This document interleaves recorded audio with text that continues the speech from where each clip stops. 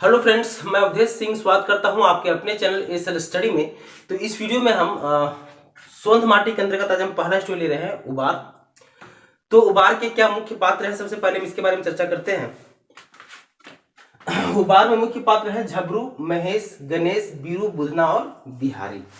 तो जैसे कि इसके पहले जब मैंने आपको नाटक कराया था तो मैं आपको बार बार रिमाइंड करवाता था कि नाटक जब भी आपको पढ़ाया जाए, जब पढ़ रहे हो तो आपके दिमाग में कुछ ऐसी दृश्य चलना चाहिए कि स्टेज सजा हुआ है, लाइट्स लगे हुए हैं, साउंड्स लगा हुआ है और नाटक का मंचन हो रहा है। इन चीजों को थॉट प्रोसेस के साथ अगर आप कुछ नाटक को पढ़ते हो तो ये एक दृश्य के रूप में, एक विजुअलाइज तरीके से आपके दिमाग में रहता है और लंबे अरसे तक रहता है। उसी तरह जब चूंकि उबार ये जो कहानी संग्रह है, तो जब उबार मैं आपको एक कहानी के फॉर्म में रख रहा हूं आपके समझ, तो आपके दिमाग में ये चलना चाहिए कि मान लो एक शॉर्ट फिल्म बनाया जा रहा है गांव के ऊपर। आज के समाज का क्या रूप है, क्या ढांचा है, क्या सोच है समाज का, इस पे एक फिल्म फिल्माया जा रहा है और उस फिल्म का नाम है उबार। तो इस हिसाब से आपको सोचना है। अब उबार में जो उबार मूवी, मैं समझने के लिए बोल रहा हूँ कि उबार जो मूवी है या उबार जो फिल्म है, उसमें मुख्य पात्र के रूप में झबरू, महेश, गणेश, बीरू, बुधना और बिहारी होते हैं जो इसमें रोल प्ले करने वाले हैं। ठीक है। अच्छा, उबार का अर्थ क्या होता है सर? तो उबार का अर्थ होता है मुक्ति या फिर कल्याण। दो अर्थ इसका मैं बता रहा हूं, इसके पीछे रीजन है। जैसे उबार शब्द का अगर इस्तेमाल यहाँ ये किया जाता है कि जैसे आपने शब्द सुना भी होगा कि भगवान तुमको इस चिंता से उबार कर दिया, भगवान ने तुमको इस चिंता से उबार कर दिया, मतलब भगवान ने तुमको इस चिंता से कल्याण कर दिया। या फिर मुझे हर चिंताओं से उबार मिल गया, मतलब मुझे हर चिंताओं से मुक्ति मिल गया। तो उबार के दो अर्थ होते हैं, कल्याण या फिर मुक्ति। इस कहानी की अगर हम बात करें उबार कहानी का, तो उबार कहानी में उबार का अर्थ जो है ये छिपा हुआ है मुक्ति से। उबार का अर्थ क्या होता है? इस कहानी के अनुसार उबार का अर्थ है मुक्ति। और वो जब हम कहानी का डिटेलिंग करेंगे तो ये आपके समक्ष क्लियर भी होगा। उबार ये जो कहानी संग्रह है वो इसमें एक्चुअली किन चीजों को रखा गया, सबसे पहले मैं ये आपको क्लियर कर दूं। तो आज के डेट में चाहे वो गांव हो चाहे वो शहर हो, समाज में जो ईर्ष्या की भावना है एक दूसरे के प्रति, उन चीजों को केंद्रित करके ये स्टोरी आपके समक्ष रखा गया है। जैसे कि कोई व्यक्ति गरीब इंसान को या अपने से छोटे इंसान को सता के या उसके साथ ही पॉलिटिक्स करता है, अपने से बड़े व्यक्ति के साथ या अपने से ताकतवर व्यक्ति के साथ कोई पॉलिटिक्स नहीं करता है, गरीब व्यक्ति के साथ ही पॉलिटिक्स करता है, उसको और सताता है। तो समाज में ये जो व्याप्त है, या फिर आप अगर तरक्की कर रहे हो तो आपका पड़ोसी एक ईर्ष्या का भावना आपके संबंध में एक ईर्ष्या का भावना उसके मन में रहता है। तो ये समाज का ये वर्तमान जो स्थिति है उसी को केंद्रित करके ये उबार स्टोरी जो है लिखा गया है। तो इसमें क्या है मुख्य पात्र? झबरू, महेश, गणेश, बीरू और बुधना। सबसे पहले कौन क्या होते हैं इसका डिटेलिंग कर लेते हैं। तो झबरू जो है सर ये मेन पात्र है। झबरू कौन है? टुटपुंजिया किसान होता है। ठीक। महेश और गणेश ये जो दो व्यक्ति हैं ये गांव के ग्रामीण ही होते हैं और ये एक अमीर व्यक्ति होते हैं, महेश और गणेश। बीरू कौन है सर? तो बीरू जो है वो साहूकार का बेटा होता है। बुधना कौन है सर? तो बुधना एक ग्रामीण ही होता है और किसान होता है। और बिहारी कौन है? तो बिहारी जो है ये झबरू का बेटा होता है। ठीक। अब झबरू जो है वो एक टुटपुंजिया किसान होता है। टुटपुंजिया किसान कहने का क्या है कि झबरू जो है वो एक गरीब किसान होता है। और झबरू की दो बेटियां होती है, पर्वतिया और सुमिया। अब इस तरह के डायरेक्ट क्वेश्चंस आपके पूछे जा सकते हैं, इसीलिए मैंने इंपॉर्टेंट फैक्ट्स को लिखा है बोर्ड पे कि झबरू की बेटियों का नाम क्या होता है? तो पर्वतिया और सुमिया। ठीक। तो झबरू की दो बेटियां पर्वतिया और सुमिया और एक बेटा होता है बिहारी। तो मतलब झबरू के परिवार में, आपको मैं डिटेलिंग भी करूंगा साथ साथ में, कि झबरू के परिवार में टोटल 5 लोगों का सदस्य होता है। झबरू, झबरू की पत्नी, झबरू की दो बेटियां दैट इज पर्वतिया और सुमिया, और झबरू का बेटा बिहारी। 5 लोगों का यह एक परिवार होता है झबरू का। और बिहारी को इंस्पेक्टर बनाने की इच्छा होता है झबरू की। यहां मैंने लिखा है ना कि बिहारी इंस्पेक्टर बनने की इच्छा, तो बिहारी को इंस्पेक्टर बनाना चाहता है झबरू। एक्चुअल में बिहारी को इंस्पेक्टर बनने की जो इच्छा होता है वो झबरू की माता अर्थात बिहारी की दादी का इच्छा होता है। जब चूंकि झबरू की माता इसमें मर चुकी होती है, लेकिन जब वो जिंदा होती है तो इसका इच्छा होता है कि बिहारी जो है वो आगे चल के पुलिस इंस्पेक्टर बनेगा। तो झबरू अपनी माता को अर्थात बिहारी की दादी की इच्छा को पूरा करने के लिए ही प्रयासरत रहता है और बिहारी को पढ़ाता लिखाता है झबरू। ठीक। आगे मैंने लिखा है कि झबरू के घर पूरब दिशा में, घर के पीछे 2 कट्ठा बारी। इसका अर्थ क्या हुआ सर कि अब इस तरह से क्वेश्चंस आपके ये भी पूछे सकते हैं कि गांव में झबरू का जो घर है वो किस दिशा में होता है, उत्तर, पूरब, दक्षिण, पश्चिम। तो झबरू का घर किधर होता है, पूरब दिशा में। ठीक, तो झबरू का घर पूरब दिशा में होता है। झबरू के घर के पीछे झबरू का 2 कट्ठा बारी होता है। 2 कट्ठा बारी अर्थात 2 कट्ठा खेत होता है। अब थोड़ा सा मैं इसको और डिटेलिंग करता हूं कि झबरू का, चूंकि मैंने आपको बताया कि झबरू के घर के पीछे 2 कट्ठा खेत होता है, तो उस खेत में झबरू सुबह से लेकर शाम तक काम करता है। चूंकि गरीब किसान होता है और उसको पता है कि वो काम करेगा तभी उसको अनाज मिलेगा, तभी परिवार चलेगा और तभी उसका बेटा बिहारी पढ़ पाएगा। अब चूंकि वो काम करता है तो काम करते वक्त उसकी जो पत्नी है झबरू की, वो खेत पर ही झबरू के लिए खाना ले जाया करती है और झबरू वहीं खाना खाता है और फिर कंटिन्यू काम करता है। मतलब झबरू और झबरू की पत्नी सुबह से लेकर शाम तक अपने खेत में काम करते हैं। आगे मैंने यहाँ पे लिखा है कि झबरू के घर पूर्व दिशा में, घर के पीछे 2 कट्ठा बारी, बिहारी के मैट्रिक पास भेले 2 बछर भेगल रहे, उम्र 18 साल। इसका कहने का अर्थ, यहाँ लिखने का अर्थ मेरा ये है कि बिहारी का मैट्रिक पास हुए 2 साल हो गया हुआ होता है, लेकिन बिहारी आगे एडमिशन नहीं करवा पाता है, मतलब इंटर में एडमिशन नहीं करवा पाता है। इसके पीछे रीजन ये होता है कि चूंकि झबरू जो एक टुटपुंजा किसान होता है और उनकी फसल भी उस हिसाब से नहीं हो रही होती है कि उससे कुछ पैसा कलेक्ट करके और बिहारी का आगे नाम लिखवा सके। तो इस वजह से मैट्रिक पास करने के बाद भी बिहारी 2 साल से घर में बैठा हुआ होता है। बिहारी की उम्र भी 18 साल हो चुका होता है। अब इसको मैं थोड़ा और डिटेलिंग करता हूं। अब होता यह है, अब थोड़ा एकाग्रता के साथ सिर्फ सुनिएगा। होता यह है कि झबरू जो है वो बिहारी चूंकि 2 साल से बैठा हुआ होता है और घर की स्थिति उस हिसाब से होती नहीं है, तो बिहारी को एक बार कहता भी है कि इस तरह बैठने से काम कैसे चलेगा बेटा, तुम मैट्रिक पास हो चुके हो तो थोड़ा सा एक्टिव बनो, थोड़ा सा कहीं काम धंधा का तलाश करो ताकि चाय पकौड़ी का कम से कम तुम्हारा व्यवस्था हो जाए। ठीक, तो इसी में बिहारी जो ये सोचता भी है कि मैं रांची चला जाता हूँ, वहां किसी होटल में काम कर लूंगा। तो उसकी इस चिंतन स्थिति को देख के झबरू की पत्नी अर्थात बिहारी की माता जो है वो बिहारी को कहती है कि तुम चिंता मत करो बेटा, तुमको हम लोग पढ़ाएंगे, इंटर तुमको अवश्य कराएंगे, चाहे इसके लिए मुझे अपने शरीर का हड्डी ही क्यों ना बेचना पड़े, हाड़ क्यों ना बेचना पड़े। हाड़ मतलब हड्डी क्यों ना बेचना पड़े। कहने का कि एक लोकती के रूप में इस शब्द को इस्तेमाल किया जाता है कि मुझे अपने शरीर का हड्डी क्यों ना बेचना पड़े। इसका कहने का अर्थ ये हुआ कि भले हम लोग को अपना खेत बाड़ी सब कुछ बेचना पड़ जाए, लेकिन तुमको हम लोग आगे जरूर पढ़ाएंगे। ये बिहारी को दिलासा दिलाती है। आगे मैंने क्या लिखा है कि झबरू हजामत बनवे तिलका कुम्हार के 6वां छठी में और महेश गणेश से मुलाकात। अब इसको मैं डिटेलिंग करता हूं। अब होता यह है कि चूंकि दिलासा दी होती है बिहारी को, बिहारी की माँ। अब उसी बीच में चूंकि उन लोग की स्थिति अच्छी नहीं होती, लेकिन बीच में एक साल अच्छा फसल हो गया होता है झबरू का। अब चूंकि अब फसल अच्छा होता है तो पूरा परिवार का जो मन है ये प्रफुल्लित होता है, पूरा परिवार खुशी में होते हैं। और उसी बीच ये तिलका कुम्हार के 6वां के मतलब तिलका कुम्हार का बेटा का छठी होता है।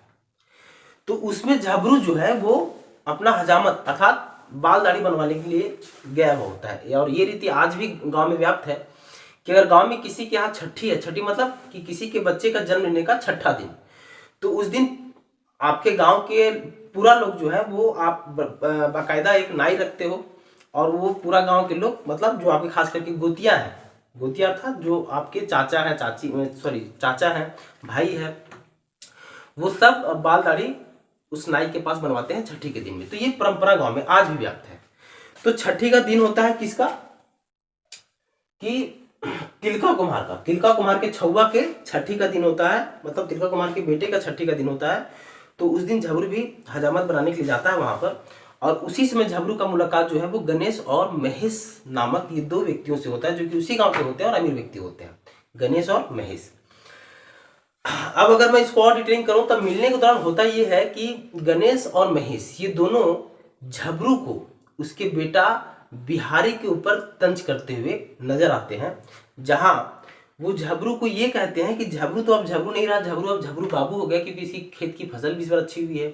झबरू का बेटा जो बिहारी है वो अच्छा खासा पढ़ता लिखता भी है, पढ़ने में भी वो तेज है, तो झबरू अब बड़ा व्यक्ति बन गया। तो एक तंज के रूप में झबरू को कह रहा होता है कौन, महेश और गणेश। झबरू इस पे कहता भी है कि नहीं ऐसा कुछ नहीं है, हम कल भी किसान थे, हम आज भी किसान हैं, हम कल भी हल चलाते थे, हम आज भी हल चलाते हैं और हम हल चलाते रहेंगे। तो उसी के बीच में महेश और गणेश उसको ये भी कह देते हैं कि तुम अपने बेटे को अपना धान खेत बेच बेच के, अपना मतलब खेत को बेच बेच के उसको अभी तक पढ़ाए हो, और आखिर का रिजल्ट क्या हुआ? वो 2 साल से फिर से घर में बैठा हुआ है, आगे एडमिशन नहीं करवा पा रहे हो, फिर खेत बेचोगे, फिर एडमिशन करवाओगे, और इससे क्या गारंटी कि वो तुम्हारा जो बच्चा है बिहारी वो नौकरी ले ही लेगा? कोई गारंटी नहीं है, नौकरी इतना जल्दी नहीं मिलता है। तो मैं जो हूँ मतलब कि कौन, गणेश और महेश कहते हैं झबरू से कि हम लोग तुम्हारे बारे में चिंता करते हैं, हम लोग नहीं चाहते हैं कि तुम इस हिसाब से बदहाली में चले जाओ। तो उसको अब ये सब बेचना बाचना छोड़ के अपने बच्चा बिहारी को भी काम धंधे में लगाओ, ताकि परिवार का अच्छा से पालन पोषण हो सके। तो एक सुझाव दे देते हैं, किसको? झबरू को। क्यों देते हैं सर? क्योंकि अब उनको भी पता होता है कि उनका बेटा जो बिहारी है वो पढ़ने लिखने में रहता है बढ़िया, लेकिन चूंकि झबरू एक गरीब किसान होता है और किसी तरह अपना बेटा को पढ़ा रहा होता है, और समाज में कोई नहीं चाहता अगर कोई आगे बढ़े या कोई आगे बढ़ रहा हो मेहनत से, तो समाज के लोग थोड़ा सा ईर्ष्या की भावना रखते हैं, और इसी भावना से महेश और गणेश जो है वो झबरू का माइंड वॉश करने का प्रयास करते हैं। झबरू फिर वहां से चला जाता है। उसके बाद झबरू जब जाता है, आगे मैंने लिखा भी है, कहाँ तक पढ़ा था कि कुमार के 6वां छठी में और महेश गणेश से मुलाकात, बुधना से झबरू के राय विचार। मतलब क्या हुआ कि जब महेश और गणेश झबरू का माइंड वॉश करने की कोशिश करते हैं, उसके बाद झबरू जो है वो अपने खेत की ओर जाता है। अब खेत की ओर जाता है, वहीं उसका मुलाकात बुधना नामक व्यक्ति से होती है, जो कि किसान ही होता है उसी गांव का, और वो अपने खेत की रखवाली के लिए वहां आया हुआ होता है। और चूंकि बुधना का खेत और झबरू का खेत सटा हुआ होता है, तो दोनों का खाट मतलब खटिया जो है वो वहीं लगा हुआ होता है, कि वहीं बैठ के दोनों अपना अपना खेत की रखवाली करते हैं, बुधना और झबरू। तो इसी बीच जो झबरू है ये बुधना से राय विचार भी करता है कि अपना बेटा को हम पढ़ाना चाहते हैं, लेकिन मेरी बेटियां भी अब बड़ी हो गई, उनका भी शादी ब्याह करना है, क्या करें नहीं करें समझ में नहीं आ रहा है। तो ये एक राय विचार के फॉर्म में बुधना के समक्ष रखता है। तो बुधना झबरू को कहता भी है कि अगर तुम अपने बेटे को पढ़ाते हो, अगर तुम पढ़ाओगे तो सुगंध ही आएगा, क्योंकि कहा जाता है कि जो इंसान बोता है वही इंसान पाता है या वही इंसान काटता है। कहने का अर्थ है कि अगर अपना बेटा बिहारी को तुम पढ़ा दोगे तो निस्संदेह वो एक दिन बड़ा व्यक्ति बनेगा। तो एक दिलासा देता है बुधना झबरू को, और झबरू फिर अपना बेटा को पढ़ाने के लिए, जो चूंकि भ्रमित हो जाता है थोड़े समय के लिए महेश और गणेश की बातों में आकर, तो फिर वो अपना दृढ़ निश्चय लेकर कहता है कि हाँ हम अपना बेटा बिहारी को आगे पढ़ाएंगे। आगे लिखा हुआ है कि झबरू के मेलान खोल के महेश और बीरू गणेश के खेत में कर दिया थी। मेलान का अर्थ क्या होता है सर? मेलान का अर्थ होता है जैसे कि आप जानवर रखते हो ना, मान लो कि आपके घर में गाय बैल बछड़ा 4-5 जानवरों का एक समूह है, तो उसको मेलान कहा जाता है। मेलान गांव घर में जैसे खोला जाता है सुबह के टाइम शाम के टाइम चराने के लिए, अपने जानवरों को चराने के लिए, तो अपने जानवरों का समूह जो है उसी को मेलान कहा जाता है। तो यहाँ जो मैंने सेंटेंस लिखा उसका अगर मैं डिटेलिंग करूं तो होता कुछ यूं है कि झबरू क्या है कि एक बार अपने जानवरों को चराकर वापस घर लौट रहा होता है, उसी दौरान उसकी मुलाकात गणेश से हो जाती है। अब गणेश कौन है उसका ऑलरेडी हम चर्चा कर चुके हैं कि गणेश और महेश दोनों कौन होते हैं, तो गांव के एक अमीर व्यक्ति होते हैं, बोल सकते हो किसान ही होते हैं लेकिन अमीर होते हैं। तो उसकी मुलाकात गणेश से होती है। तो गणेश जो है वो बिना मतलब के झबरू को डांटता फटकारता है कि तुम अपना जानवरों को इधर लेके जाते हो, मेरे खेत में तुम्हारे जानवर एक बार चर गए थे, मेरे फसलों को चर गए थे, तो उधर मत लेके जाओ। तो उसी में झबरू कहता भी है कि ऐसा हो ही नहीं सकता, क्योंकि मैं अपने जानवरों को खुद लेके जाता हूँ और मैं अपने जानवरों पे पूरा ध्यान रखता हूँ, वो आपके खेत नहीं चर सकते। तो कहा सुनी दोनों में होता है, गणेश में और झबरू में। और यही बात जो है वो आगे चल के महेश को पता चल जाता है और बीरू को पता चल जाता है कि गणेश में और झबरू में बाता-बाती हुआ है।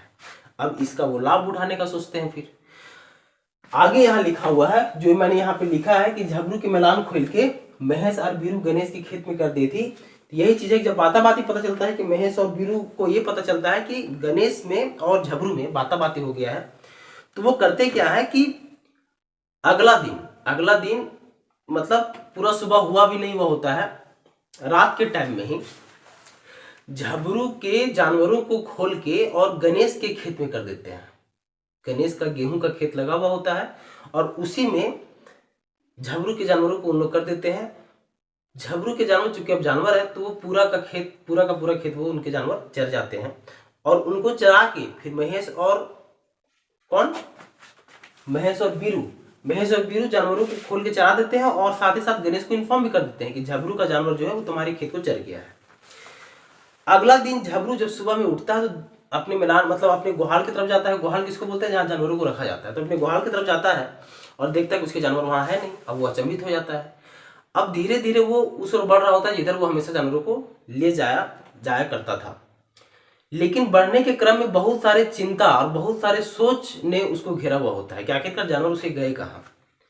बहुत सोच में वो जा रहा होता है और उसी बीच गणेश जो है, जिसके खेत चर गए होते हैं झबरू के जानवर, तो गणेश झबरू पे टूट पड़ता है और उनके जानवरों को बहुत मारता भी है। झबरू की आंखों में आंसू आ जाते हैं, लेकिन वो निस्सहाय होता है, कुछ कर नहीं सकता। गणेश फिर इसकी केस जो है वो अपने पंचायत में भी कर देती है कि झबरू के जानवर मेरे खेत को चर गए करके।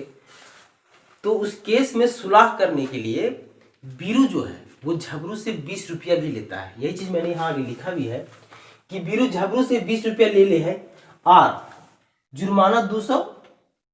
मतलब क्या हुआ कि बीरू जो है वो झबरू से 20 रुपया लेता है। क्यों लेता है सर? कि चलो हम तुम्हारा सुलह करा देंगे गणेश के साथ, ठीक।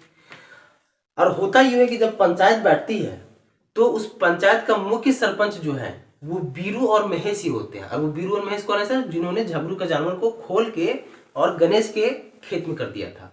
वही उस पंचायत के मुख्य व्यक्ति भी बन जाते हैं, बीरू और महेश। और पंचायत में फैसला ये होता है कि जुर्म जो है वो झबरू के ऊपर उतार दिया जाता है। जुर्माना के रूप में 200 रुपया झबरू को देने के लिए कहा जाता है। अब झबरू चूंकि ये गरीब किसान होता है, 200 रुपया लाएगा कहाँ से? तो बहुत गिड़गिड़ाता है, बहुत विनती मांगता है, लेकिन उसकी कोई सुनवाई नहीं होती है। उनको 200 रुपये देने के लिए बाध्य कर दिया जाता है। फाइनली झबरू जो है वो अपना खेत बाड़ी बेच देता है, जो भी उसका खेत बाड़ी होता है, क्योंकि इसके पास ऑप्शंस नहीं होते हैं कि 200 रुपये कहाँ से लाएगा। खेत बाड़ी को कितना बेचता है सर? तो 500 रुपये में बेचता है। वही चीज मैंने यहाँ भी लिखा है, मैंने यहाँ शॉर्ट में ही लिखा है।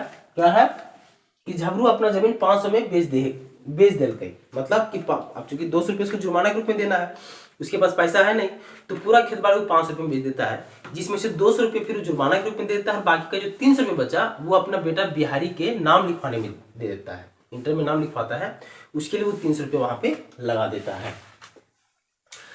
आगे ये है कि जब 300 रुपये लगाता है सर अपना बेटा का एडमिशन, तो इसका बेटा फिर इंटर पास कर जाता है। अब इंटर पास तो कर जाता है, लेकिन उसके बाद फिर यहाँ पर मैंने लिखा नहीं हूँ, लेकिन उसको डिटेलिंग में कर रहा हूँ कि इंटर पास कर जाने के बाद फिर ग्रेजुएशन करना है। तो ग्रेजुएशन के लिए पैसा नहीं होता उसके पास।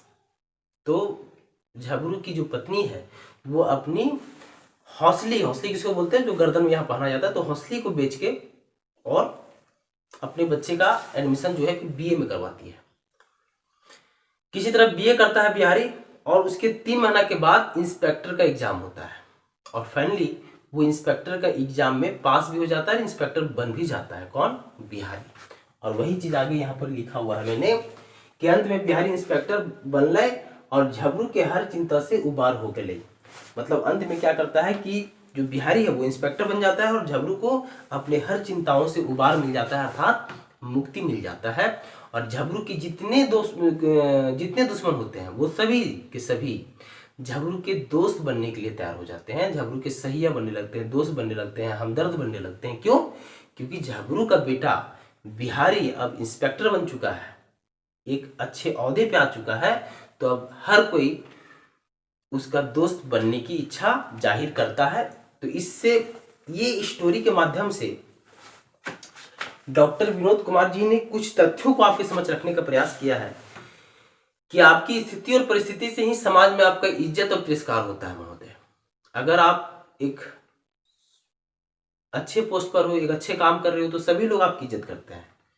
और अगर आपका स्थिति या आपका दिन कुछ समय के लिए खराब चल रहा है तो बहुत लोग आपका साथ छोड़ भी देते हैं। तो उन्हीं चीजों को केंद्रित करके डॉक्टर विनोद कुमार ने आपके समक्ष उबार को रखा है। अब यहाँ पे क्वेश्चंस कैसे पूछ सकते हैं उसका भी थोड़ा सा हम चर्चा कर लें। तो पहला क्वेश्चन, जैसे मैंने आपको बताया कि झबरू की बेटियों का क्या नाम था, तो पार्वती और सुमिया। क्वेश्चन आपसे यहाँ से ये भी पूछा जा सकता है कि झबरू पर पंचायती में कितना रुपया का जुर्माना लगा था, तो 200 रुपया का जुर्माना लगा था। क्वेश्चन आपसे ये भी पूछा सकता है कि बीरू ने झबरू से कितना रुपया लिया था, तो 20 रुपये लिया था। ठीक। क्वेश्चन और क्या पूछा जा सकता है कि झबरू अपना पूरा खेत बाड़ी कितना रुपये में बेचता है, तो 5 रुपये में बेच देता है। ठीक। और क्वेश्चन क्या है पूछा जा सकता है कि झबरू का कितना घर के पीछे कितना बारी होता है, 1 कट्ठा, 2 कट्ठा, 3 कट्ठा, 4 कट्ठा। तो घर के पीछे कितना बारी होता है, कितना खेत होता है, तो 2 कट्ठा खेत होता है। तो इस हिसाब से क्वेश्चन जो है वो आपके पास पूछे जा सकते हैं। तो इसीलिए जो इम्पोर्टेंट जितने भी फैक्ट्स को मैं रख सकता था, रखने का पूरा प्रयास किया। अब उबार का जितने भी सेट्स आते होंगे किसी भी पब्लिकेशन का, आप सेट मार के देखिएगा, उबार का शायद कोई क्वेश्चन ऐसा नहीं होगा जो आपसे ना बने। लगभग हर क्वेश्चन बनाने में आप सक्षम हो गए। चीज़ों को बस समझते जाइए गहराई के साथ। वीडियो अगर आपको पसंद आया तो वीडियो को आप शेयर अवश्य करें। Thank you so much. मिलते हैं अगला वीडियो में। Bye bye.